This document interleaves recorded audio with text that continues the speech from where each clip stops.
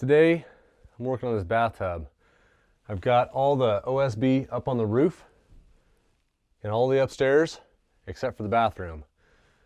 But before I can get the bathroom really going, I need to set this bathtub to make sure that it's in its place and doesn't need to come out again. I know most fiberglass tubs have little feet on the bottom of them, but they're not at the level point. They're close, so you can set the thing up and it won't fall over. But you want your bathtub to be level. Obviously the best place to level out your tub is going to be on the top. Put that up there. That bubble's right in the middle. The next thing you want to do is make sure it's level this way, and you can go by the sides over here. Some of these bathtubs come in a two-piece with just the bottom and then the surround. So you can obviously level out your tub right here and then right here. And just make sure you're level. That way all the water is going to go in and down the drain just the way it's supposed to. It's not going to have pools sitting up in this area. If it's leaning back, you'll get a pool of water up here. Turn all crusty, won't look very nice. So you want to make sure it's level. After you get your tub level, take your pencil, draw a line across here. So the line in here makes your life easy later. After you mix the plaster and you stick it underneath the tub, you tilt the tub back in place. If it's lined up with that line, you know it's still in the level position. You don't have to go back and level everything out while your plaster's setting.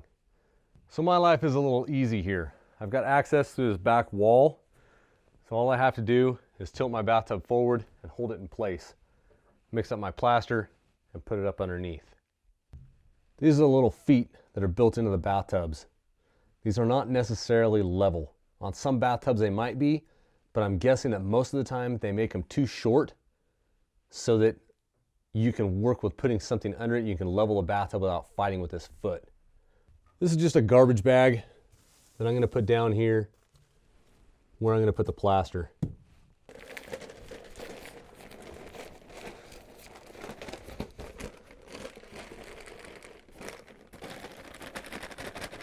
I'm going to make a mess. I've never worked with plaster. That's why I bought two bags. So if I mix it too thin, I can add a little bit back into it from the next bag.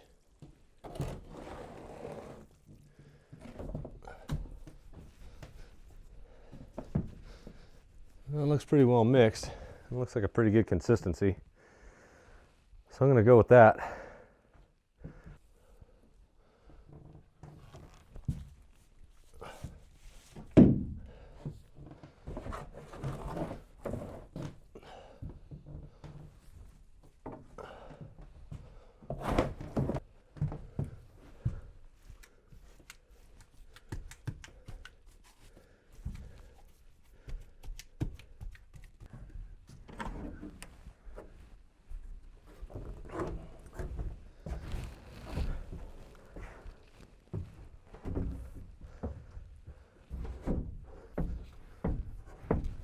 Some weight on it.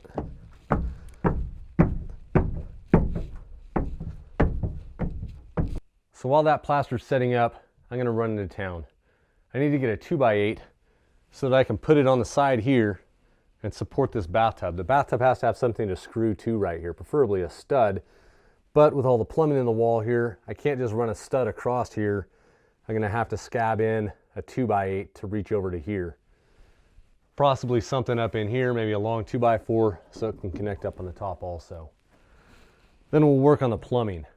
Get the plumbing plumbed into that bathtub.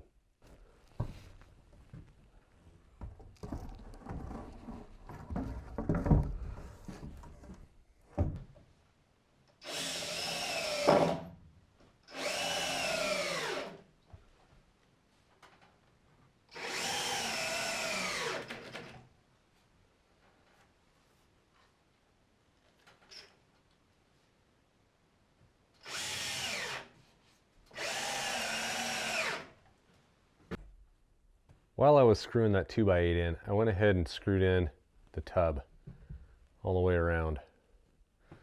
Just little screws hold it in place. It's definitely not going to go anywhere. It's already set in that plaster, so might as well get that done. This is the first shower tub set I bought.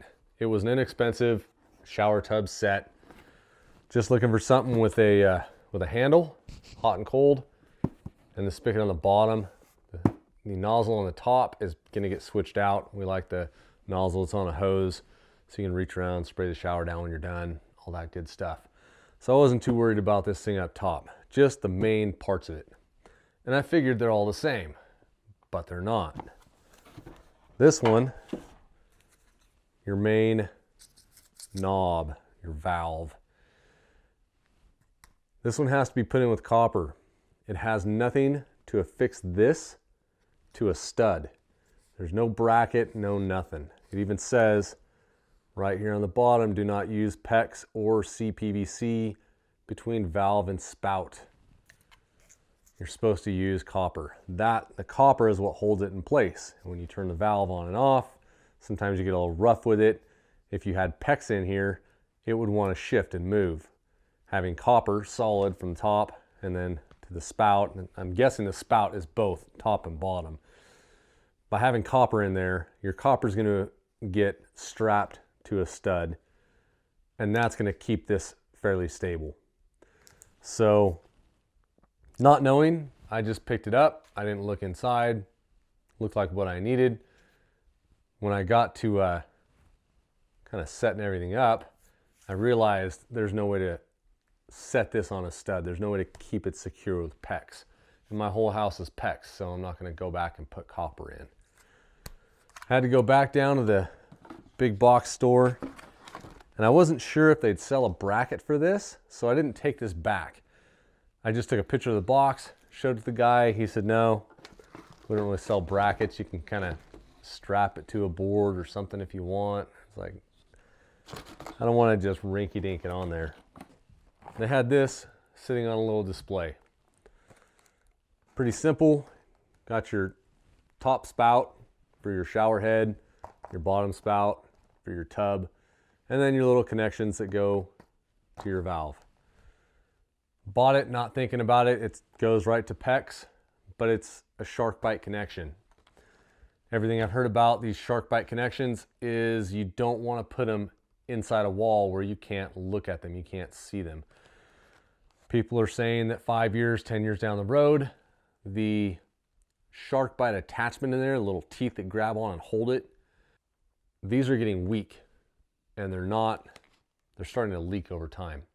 So while I was down there getting a new valve, I decided not to go with this connection.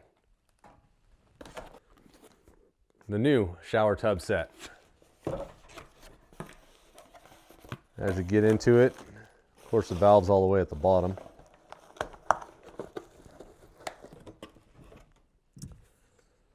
This valve has a bracket that you can screw into a stud, and that's what's going to hold this nice and secure against a wall when you're turning the handle on and off. It's not going to let it rotate or move around at all. While I was down there, I found these connections. The thread right on there. Straight to a 1/2 inch PEX. Use a crimp connection, whatever connection you want. Goes right on there. They also sell these little guys separate. This is where your shower spout or your tub spout, depending on which way you're going, goes straight to 1/2 inch PEX. No shark bite connection. And it screws right to a stud. So I picked these up so I wouldn't have to worry about future water leaks inside a wall. Nobody wants to rip into a wall to fix a water leak. So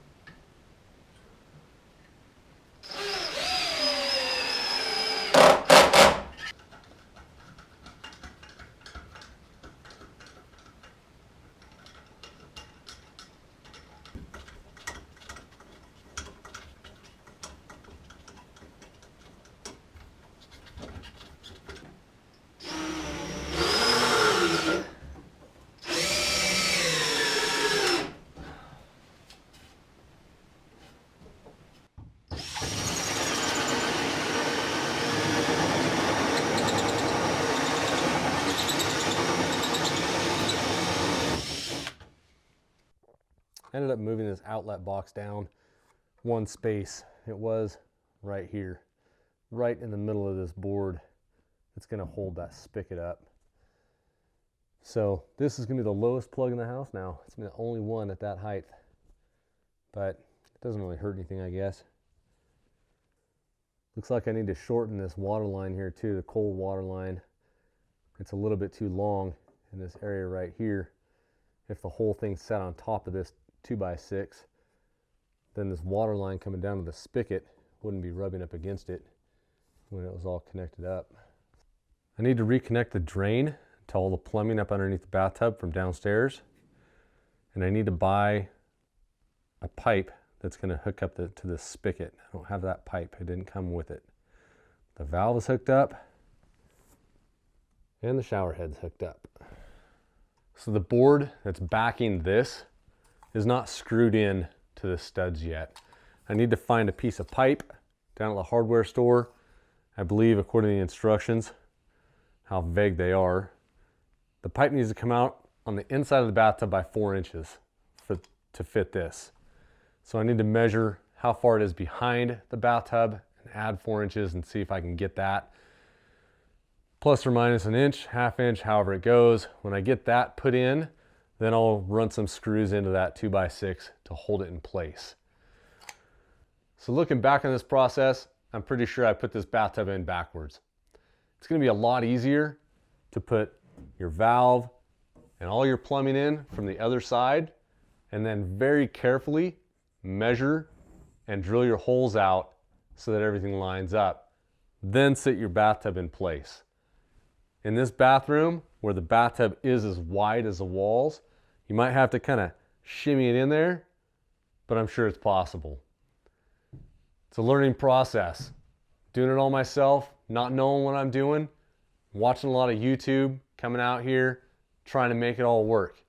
That's all I'm trying to do is build a house, guys. You want to hang out for the process? Hit that subscribe button, hit the little bell for notifications, and I'll see you in the next video. Till next time, go make something.